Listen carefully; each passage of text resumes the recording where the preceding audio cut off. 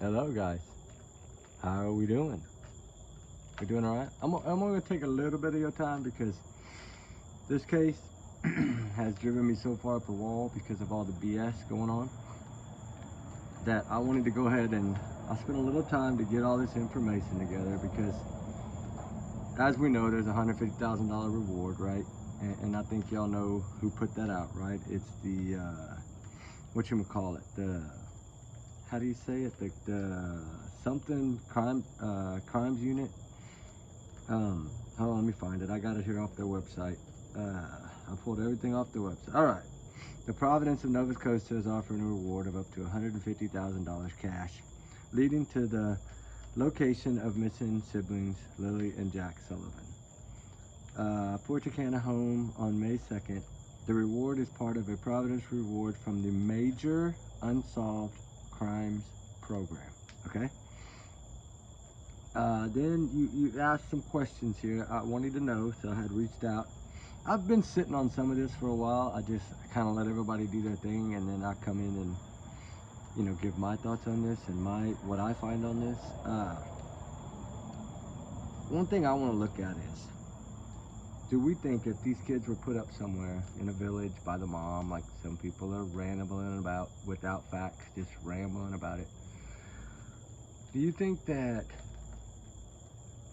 the amount of people that don't ever see that kind of money in their lifetime, that live in those areas, because they're small communities, right? But they're not, everybody's not related. There's a lot of family, but they're not all. Don't you think if someone saw these two children without the reward even, knowing that it's the biggest case has gotten over there in Canada, probably the biggest missing child case they have had in Canada,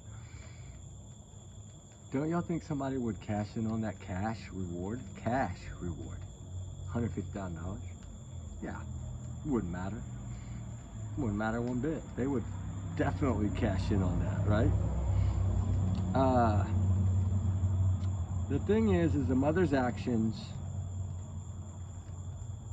there's no evidence against the mom for anything. The mom was never the first suspect looked at. None of that, right? We have to kind of go by what we have as what we can find, right? But you know what's funny? It says that despite the lack of evidence, there's still speculation about the mother's potential involvement on social media. However, there is no evidence to support the speculation against Malaya. Okay? Let's leave it at that. Stepfathers, right? Let's get into the public speculation. Let's see if they say the same thing about him as they said about her. There has been public speculation online discussing about the case, and some focusing on the stepfather or his family, like his mom, his brother, in the relationship for domestic violence. Nowhere does it say there's no evidence to say that he's not involved, right? Look at that. It's on, dude. It is on 9:02 p.m. It is on the, oh, it's too bright. Sorry, turn it down. It is on RMCP website, okay? Search efforts, it talks about the mother's grief, the search efforts, this, that, and the other. The stepfather of missing Nova Scotia siblings, Lily and Jack Sullivan, has stated he passed a polygraph test related to the disappearance, according to TikTok video. He has publicly stated, I did not unalive Jack and Lily. The children vanished from his home, right? Okay? So, let's see, let's talk about this, because there's also been no, I just reached out to him a few minutes ago, he just responded back to me. No, there's been, Jack and Lily Sullivan have not been found. There's been nothing, nobody's found. I mean, there was an older one, but it's not, it has nothing to do with them, period. So these things that you're seeing out there that says, oh, they found them, no, believe me, they didn't find them. I'm talking to one of the main canine people, and he is on top of this every day. So believe me, there's none of that. The thing is, they're looking at, I can tell you right now, RCMP, right? RCMP is focusing their efforts on May 31st to June 1st, okay? We know that. Not June 2nd, the 31st to the 1st, okay? There's no evidence to support an abduction or a kidnapping, but they're not ruling out foul play. There we go. There's one of our other answers, right? Daniel Martell, the stepfather of missing children, Jack and Lily Sullivan. Sorry, I'm getting ahead of myself. I'm just frustrated, man. It's really bothering me because when you see these things, Daniel Martell, stepfather of missing Jack and Lily Sullivan, considered the prime suspect. Okay, here we go. So he's saying, I'm not a suspect, I'm out of it. I took a lie detector, I passed my lie detector. So I asked RCMP, did he pass? They're telling me the same thing they're telling everybody else. I'll give y'all the phone number. Y'all can call yourself. I'll give it to you here in a second. Let me finish what I'm trying to say. But while this is what it said, RCMP have confirmed that polygraph tests have been administered as part of the investigation. They have not specifically given names of who has taken them, the amount of the number of tests, or the results. According to their law, they do not. Why? Because it doesn't hold up in the court of law. It's important to note polygraph tests are not admissible in Canada courts as evidence or guilt or innocence. They don't tell you whether you passed or failed over there, just like they don't over here. They might throw you a thumbs up saying you did good, but that doesn't mean you passed. It means you did good. Because what I'm hearing is Daniel only passed one question, if you want to be honest about it, and that the mother passed all of her questions. 12 of them, I believe. I don't know if I'm supposed to share that, but I just did. Too late now. But this is what I'm getting at, is you got somebody that's on the wrong side of the family over here that's trying to spread a bunch of stuff that's... He needs to go look at his record, because I did run some criminal report record backgrounds through a buddy of mine. I paid $4, I think, for each one, whatever. I don't know exactly what it was, but... Because I was curious, because when the beginning, if y'all remember, when I said... The biological father, Cody, was house arrested and that he had a criminal background. And then, of course, his mom said no. But when you run his criminal record, it shows that he committed a robbery, some kind of robbery with a weapon, and that he ran and fled, and it was like a chase and all this stuff. I don't know if it was a vehicle or what, but he got some time, and then he got some probation with the house arrest, ankle monitor. He moved in with his mother. 10 months, and right now it's like 10 months and 5 days ago. And because when he came out, he had to go with her because he had no place to go, right? But he's known for his past abuse. That's why Malaya left him to begin with, right? That wasn't talked about, and I understand a mom's gonna protect her child, just like Daniel's mom's protecting Daniel. It's how these go in these cases, and we know this. But the craziest thing about all of this is, one, the amount of the reward. If those kids were somewhere in a village, somebody would have collected that reward already. Give or take, 99.99999, somebody would have claimed $150,000 cash reward. You're not getting a check, you're getting cash in a bag. $150,000 tax-free money. That's a lot of money for those people. That's a lot of money for anybody. Especially if you live in a little community with 80 people, 88 people, and somebody's saying that the children are hiding in your community, which they're not. I think law enforcement would have found them with all they've done. And then there's been no other vehicle seen on that ring camera or on, I don't know if I could say this. I'll just say D. I'm gonna call him, I'll just say J. I'm just gonna say J, just to say it that way. There's a camera at J's, there's 7 cameras over here, then there's another camera over here with another camera on a pole right here. So there's no vehicle seen leaving this area other than Daniel's vehicle that morning, right? Starting from midnight on, or 2:30 in the morning on, okay? The only vehicle seen in that area leaving and coming back and at kind of at a pretty good rate of speed was Daniel. But remember, he told us he went and searched culverts, he went and searched this, that. Well, what they're thinking is that he went and hid them somewhere, right? Like, because everybody's thinking it was either they got into something in the house that belonged to him, which is why CPS escorted Meadow out, and the grandma, her mom, has pretty much custody, and Malaya's able to stay there because she doesn't have custody. But Daniel, we know, was kind of taken away from that. Although he did get a little visitation, I think it was 45 minutes, but it was supervised. There was 6 people in there and 2 cops, and 6 CPS, I guess, social people, I don't know. But anyway, it was a great deal of people. So she decides while he's getting to see the babies, she's just gonna go on to the beach because she didn't want to see Daniel or even be around Daniel. So a lot of people saying, well, she's at the beach, she's partying. Yeah, I don't believe she should have done that either. She could have went down the street and sat in a restaurant or something and ate, or went to a friend's house and sat and waited. She didn't have to go do all that, but hey, it is what it is. I'm not here to say this, that, or the other. I'm just here to show y'all what's going on and give y'all my part of it. And I have been communicating with people that are actually boots on the ground. So I trust these people. If I didn't trust them, then I wouldn't come out and tell you. Y'all know that. I don't really say much unless I got some pretty good proof that it's there, right? And if you think about that, it makes sense. Who was blamed in the beginning? Daniel. Who's been trying to defend himself and clear himself, just like Christopher Prophet? Daniel. Who's the one that talked about a lie detector test? Daniel, just like Chris Prophet did. Right? See the pattern? Stepdads. They're both stepdads, right? It's their stepchildren. It's autism. It's just look at how this is rolling, right? And if you're gonna say the last person to see them is the one to blame, like we blame Katie Prophet for her being the last one to see Sebastian, who's the last one to see these kids? Daniel. That's what his statement, that's what he gave. I saw Lily pop her head. Okay, you're the last one, because Mama didn't say she saw Lily pop her head in. She didn't say that. You said that. So that means you had your eyes on the children last.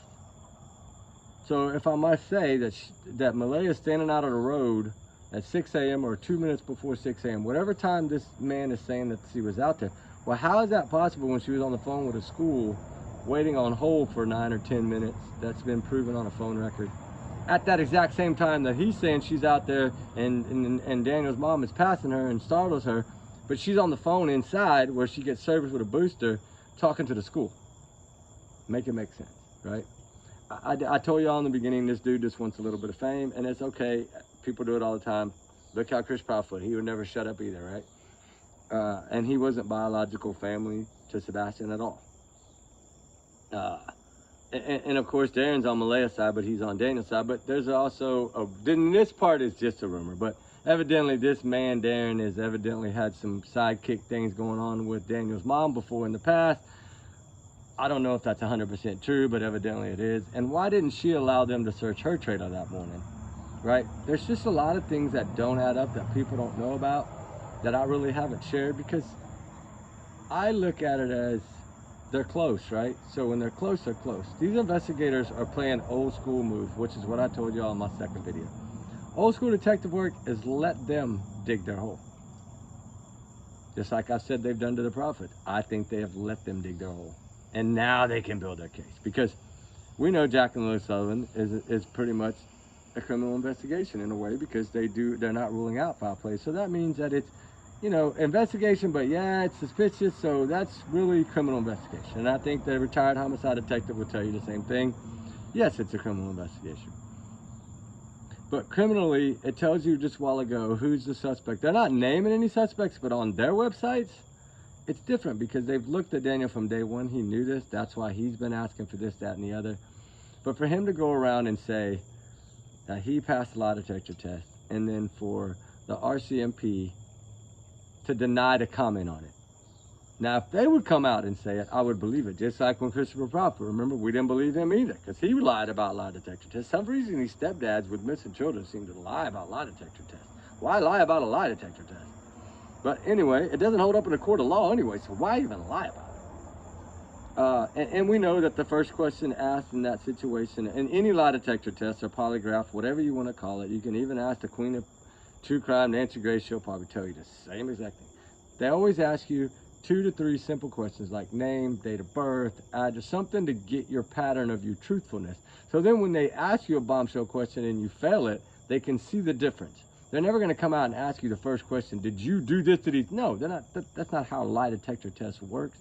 You can call any lie detector test company. I need to get the name. The one I called to set up for Chris and Katie, but they never took it, of course. But that was a big one. It's in Hendersonville, Tennessee. They're all over.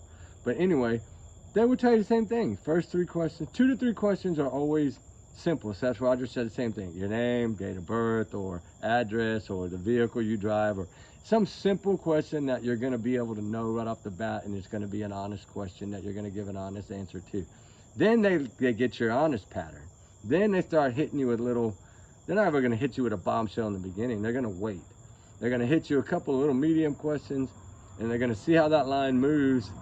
And then if it moves a little but doesn't move a lot, then they'll hit you maybe that 5th or 6th question. They'll be like, did you harm these children? And then they'll know why, what it does, right?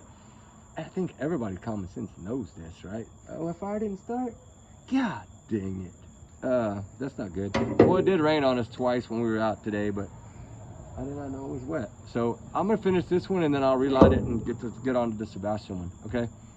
Sorry about that. I'm sorry I didn't light. I thought it was lit. Man, it was burning good. Well, yeah. But anyway, there's just so many. There's not a lot here I wanted to talk about, but just don't believe everything you hear, guys. And I mean, we know the reward is legit, right? It's from the major crime unit, which means pretty much that tells us right there. When they're doing this, that'd be like the FBI doing it for Sebastian. That's serious, right? And I think they told us in the beginning that they didn't feel that these children were alive, like, 4 or 5 days in, 6 days in.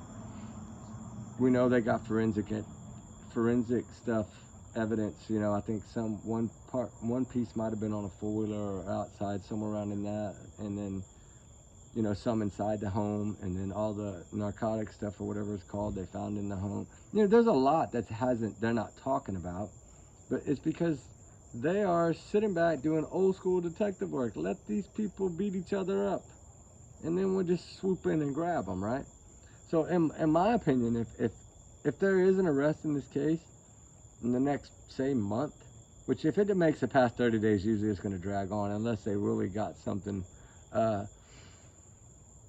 I think they're waiting on somebody to slip, or somebody, now that this $150,000 is offered, to spill the beans. And this guy's talking random little things, I think, thinking that maybe hopefully one of his either 80% or almost 100% things will actually fall out of the sky and be halfway right. Maybe and some god awful thing, he might get lucky and have said the right thing and they find him and then he gets a reward.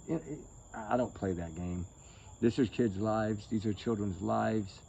It's not something you play games with. It's not something you get on social media and talk about. Be like the mom, don't talk. Let the investigators investigate. Why keep making yourself look worse, right? Which Daniel has only made himself look worse, because the mom has been able to be around Meadow every day. He's not.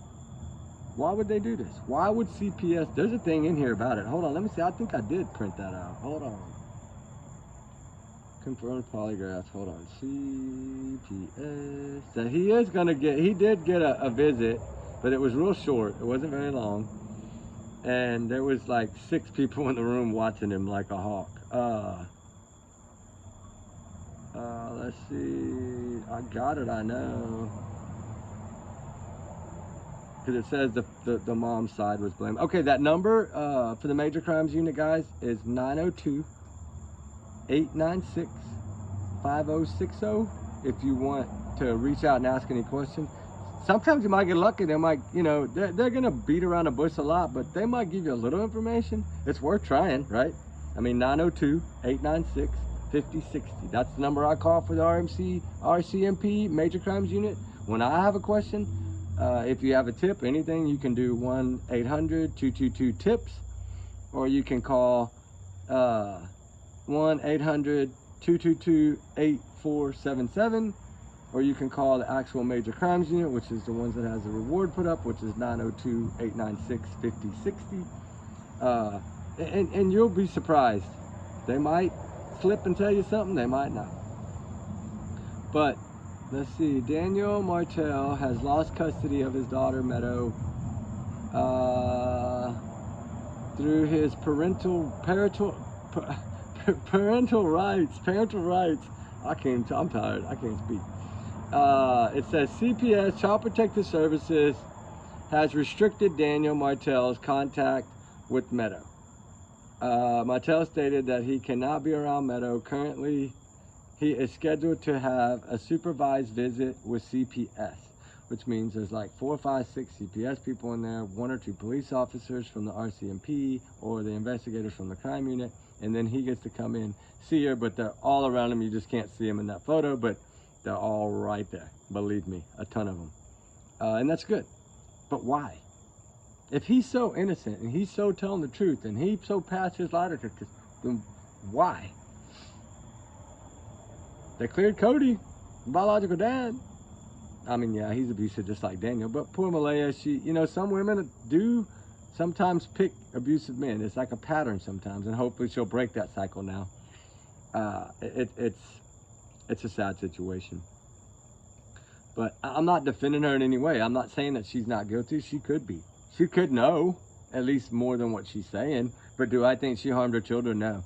I haven't seen one video of her with these children out of like the 8 or 9 I've seen of her ever being the one not picking them up, not sitting there talking, not making sure their birthday cakes, not making, she's the one that did all that. Who's the one standing in the background?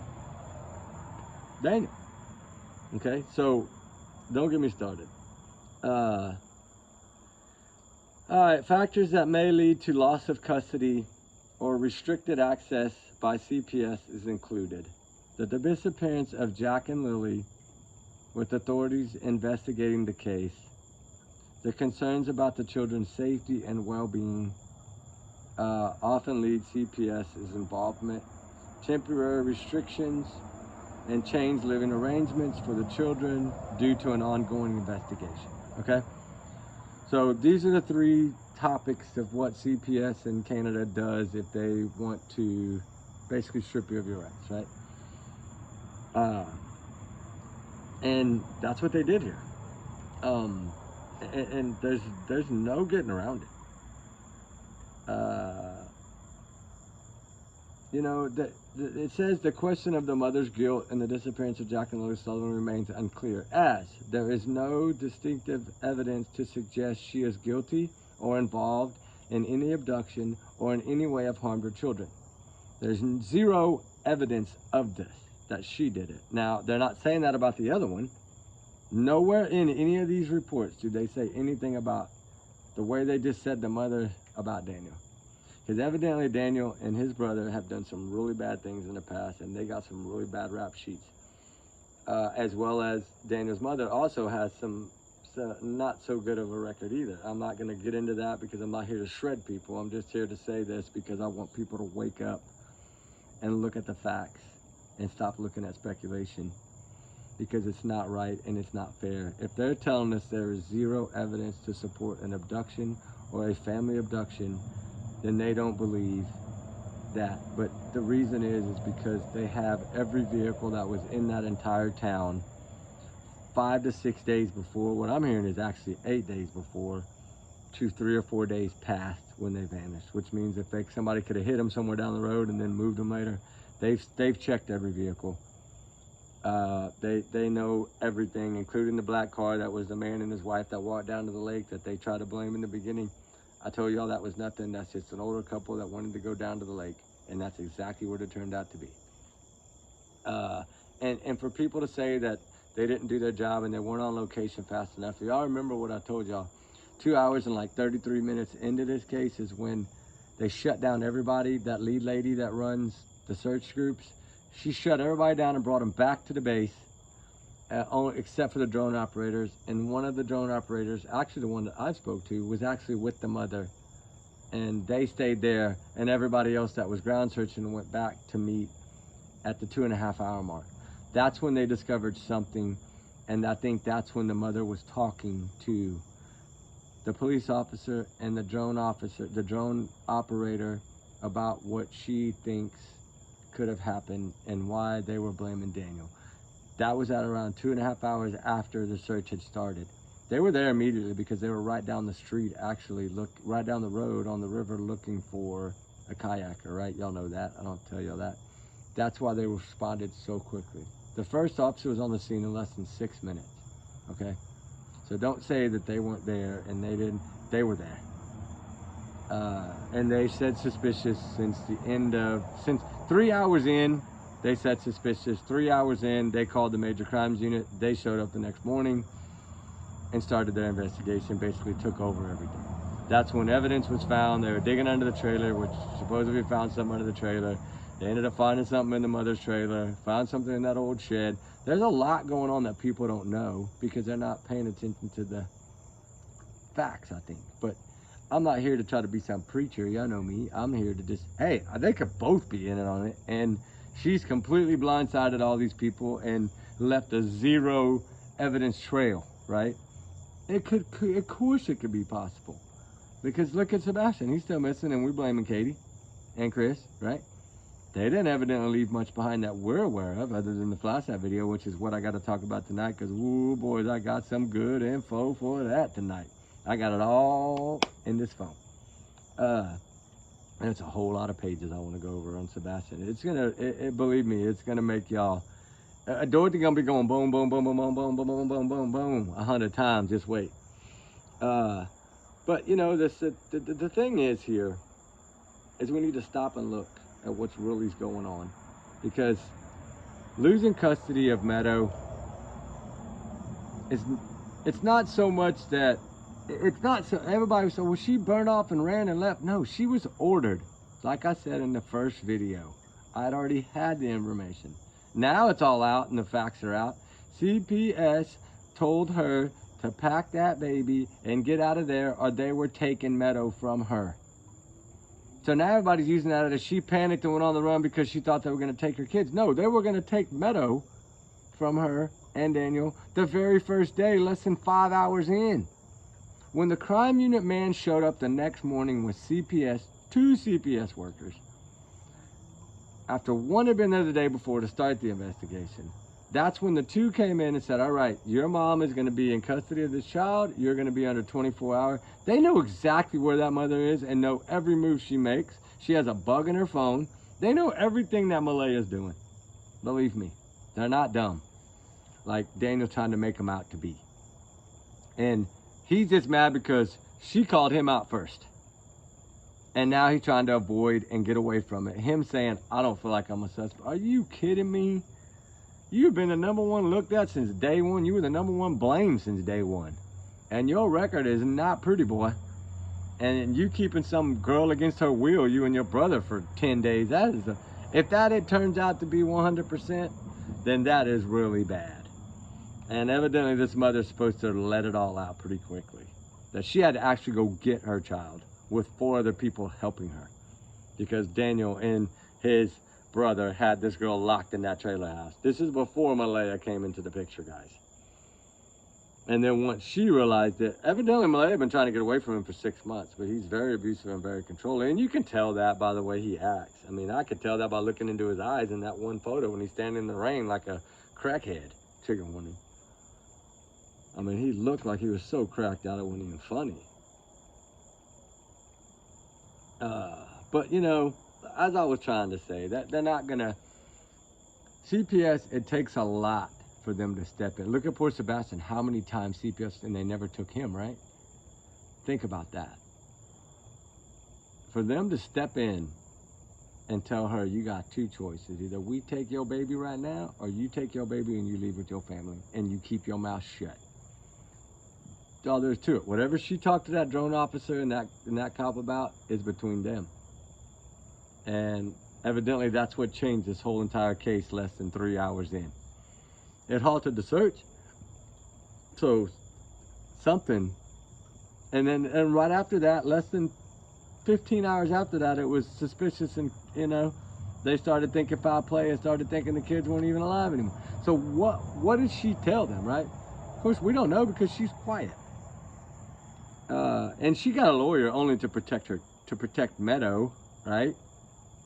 To make sure that CPS kept their honor, because, you know, just like Summer Wells, they took those 2 boys from Candace and Don because they believed that Don and Candace did whatever happened to Summer. They believe those mom and dad are guilty of it.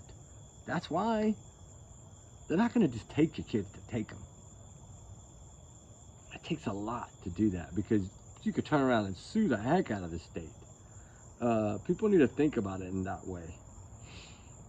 But you know what really bothers me is that RCMP will not, they wouldn't tell me. I had a couple other people call, they won't. They said, we're not even telling you who took the test. We're saying we administered X amount of so many tests. They're not even telling us the exact number. And we're not going to tell you whether anybody passed or failed, because it's not about that to them. It's about helping them investigate the case, finding the dang truth, right? That's what they want, is the truth. When you see them going that they're looking for truth instead of a missing child, then you know there's something way bigger in the picture. Like Sebastian right now, what does Eric Craddock say now, after a year and a half? We want to find the truth of what happened to him. They're not saying he's missing anymore, he's a runaway. They're saying they want to know what happened to him and they want the truth. They're doing the same thing in this, but they started it from the very beginning, less than 24 hours in. So it has meaning, it has importance. So I'm sorry. Do I believe this Darren man? No. I think he's after a few seconds of fame. And if I'm wrong, I'm sorry, and I'll be the first to admit it. But anybody that says they're confident shouldn't come out and say I'm only 80%. Or I'm almost at 100. Just say you're 100 and say it's fact. But you won't say that because you know it can be used against you, right? That's why all of us come out here and say alleged and this and that, and we never say, we'd say take it as a grain of salt, we heard this or it's a rumor, right? We don't ever come out here and say we know. Even if we know something and somebody, law enforcement has told me something or it's leaked and I found it through a good source, I still don't come out here and even say that it's 100% fact. I mean, you know, but the whole thing is who switches sides of the families? Why would this man be defending the stepdad when they're not even related, but he's not defending the other side that's actually his relation? But why isn't he supporting Malaya when she's saying that Daniel did it, and her family, which is his family, is saying that Daniel did it? Why is he? Because the mama, you know, the little, you know what I'm talking about? They like to do a little shaky, shaky. In the wakey hours. I don't know. This is what I heard. That part is probably a rumor. I don't know. It could be fact. Heck, who knows? He could be showing up at her trailer every now and then. What if he's the driver? I mean, hey, I'm just saying. There's just a lot going on, and it's sad, and it's really sad, and it really sucks. But there's some things that we got to talk about when that fire gets going in a minute on Sebastian Rogers' case. I just wanted to come out here and spend a few minutes to break this ice and get it out there, because I covered the losing custody thing. We've covered the stepfather, Daniel Martel, as being the prime suspect in the beginning, which they've never said he's not the suspect anymore, although he's saying he's not. Just because you take a test and somebody says okay, doesn't mean you pass. He added that pass after the okay. Because I know, I'm telling you for a fact, they're going to tell you, yeah, you did okay, or whatever. They're not going to tell you. They don't want you to be all freaked out and run. Oh, yeah, you did okay, although that means probably this. Hey, that thumb works both ways, don't it? Really quickly. But if you don't want somebody to run, or you want somebody to keep talking, you say, yeah, you did okay, and then he gets a bigger head and he talks more, right? How come RCMP ain't saying, oh, yeah, you passed, brother. You're clear just like Cody. No, they're not doing that, are they? No. And why CPS not letting you see your daughter without strict visitation? Make that make part of your sense, brother man. Because he's saying, this is what it says on their website. In the missing Jack and Lily Sullivan case, their stepfather, Daniel Martel, stated he passed a police polygraph test related to their disappearance. He offered to take investigators. He offered to take the test early in an investigation, feeling investigators were likely looking in his direction. He knew they were because they told him they were.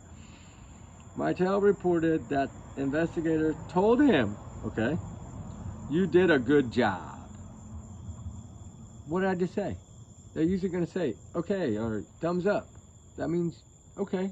Doesn't mean you passed. Just because I say you did a good job. Yeah, you did a good job on taking the test. Because they haven't had time to look at it. They got to get somebody to read that. A police officer don't read that. There's somebody trained in it that reads that. And it takes 2 to 3 days to read it. Of course they're going to say this in the beginning. And who's to say that he even took it, honestly? No, he didn't. He took it, but from what I hear, he didn't do what near what he think he did. But he knows that down deep, I'm sure. He knows that okay probably meant, okay, you finished, right? That's probably what that was. You finished, buddy. Go on, next. I mean, you did a good job does not mean you passed. Sorry.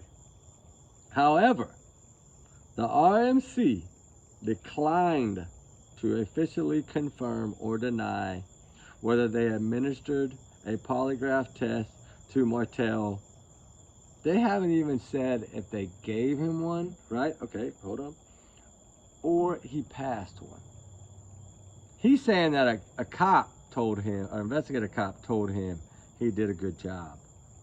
But he's telling everybody now that he passed, right? And if they ask him that question first, when I think everybody with common sense, anybody with common sense knows, if you know anything about law or true crime, you know they're not going to ask you the toughest question first, because how can they determine if you're lying or not? They need to establish that truth line before they can find the lying line. I mean, y'all get it. I know y'all get it. And I'm just upset because I'm tired of the drama. These poor kids are getting lost in this case. And I mean, these investigators have let us know early on that they don't believe these children are alive. And it's sad. It's heartbreaking. I think if the mom thought that they were okay, that she would somehow be there searching, or at least her family would be there searching. I think she knew something bad happened and he did it in the very beginning, and she burned the hell out of there.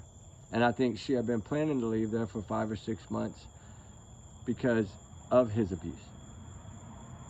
And supposedly the reason they didn't go to school, have y'all heard that yet?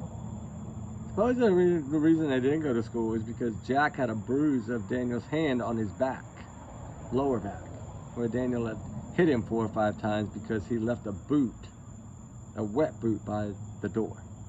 And this is just, I don't know, that could be a rumor, but I don't believe it, but it could be a rumor. So take it as a grain of salt on that one. And I get it. Everybody's innocent until proven guilty, but you got to look at when a crime unit, a major crime unit, puts a $150,000 cash reward out, and nobody's calling. That means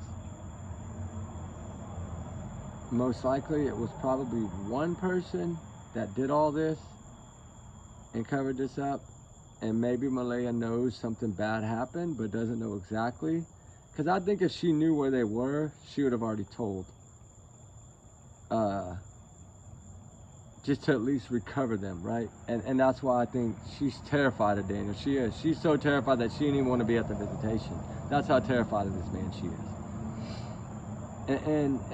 And it's sad because even Cody's mom, the grandma, right? Biological grandma, the biological dad's mom, she even said that in her heart she feels that these children were harmed, right? She didn't say by Malaya. She said nothing but Malaya was a good mother. She talked highly of Malaya. But she did say it that way, kind of, you know what I'm saying, pointing the finger at Daniel and how they lived, and how Malaya, she was shocked that Malaya would even stay in a house like that, right? Because of where she was brought up and how she was raised. And you have to also look at Malaya. How far did she go downhill while she was with him?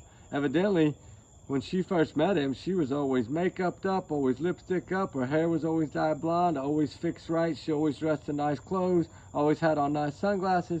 And then when you see her less than 18 months later, after living with this guy that's controlling her life and abusive, you see how she was abused. Look at her. She couldn't have her blonde hair anymore. She didn't have no makeup. She's gained weight. She looked horrible. All because of how she's being treated by Daniel. That's what I see when I see it. I've been around a lot of battered women. I've helped a lot of them, believe me, to get away from these mean people. I've seen it before so many times. And when you see it enough, you realize how they can look this way 1 minute, and then a year, sometimes even less than a year later, can look this way. And that's why I feel the way I feel. But that's just me. I could be 1,000% wrong. And if I'm wrong about this man, then I'm wrong about the guy that's saying he's 80%. And I want him to say, it's a fact. I'm 100% sure. Put it on the record. I know who drove that car, or I know they were picked up. Put it out there at 100% and put your word on it.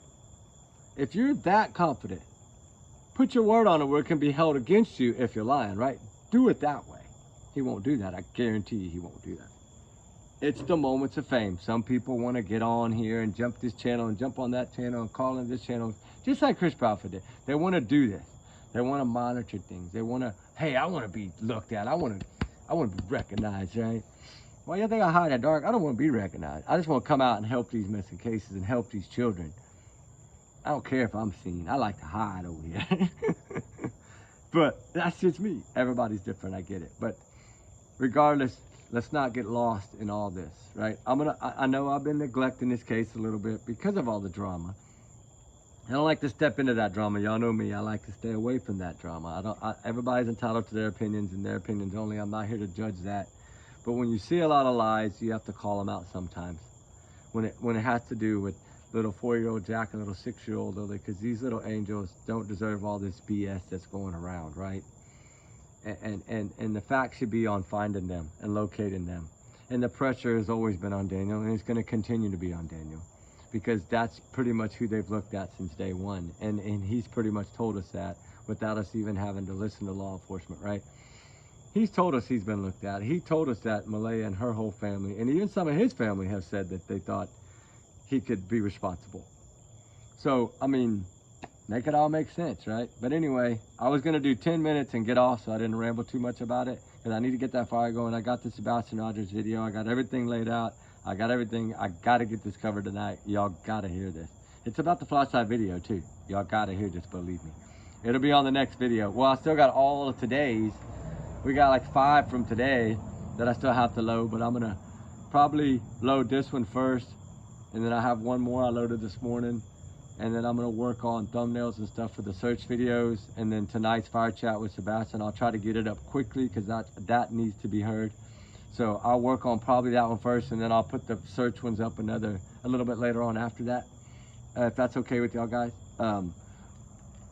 So anyway, y'all have a blessed night, and we'll see y'all later on for fire chat. And y'all's comments, y'all's alone, not to reflect the channel. We do our research together because we are a big hard little family, guys. We love all y'all. Y'all know that. Here, I won't hide now. Not bright enough. Not bright enough. Anyway, y'all be safe. Y'all be good. Allegedly, these are my opinions, my thoughts, my theories, my speculations, my free speech. Mixed with a little facts, a little fiction. Y'all know how it works. Y'all know I don't put stuff out unless I really got some good solid information. I got everything on here. That's why I was showing y'all.